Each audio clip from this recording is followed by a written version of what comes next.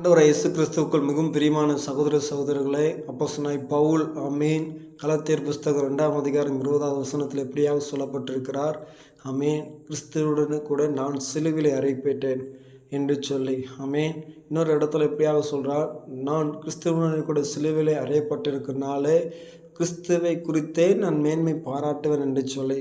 ஒருவேளை நமக்கு வருகிற கஷ்டங்கள், நமக்கு வருகிற பாடுகள், நமக்கு வருகிற துன்பங்கள் மத்தியில் நாம் வாழ்ந்து கொண்டிருந்தாலும் அதில் ஃபஸ்ட்டு நான் அப்படி கஷ்டப்பட்டேன், நான் இவ்வளோ கஷ்டப்பட்டேன் என்று சொல்லி நம்மளை குறித்தே நம்ம என்ன செய்தோமோ மேன்மை பாராட்டி கொண்டிருக்கிறோம்.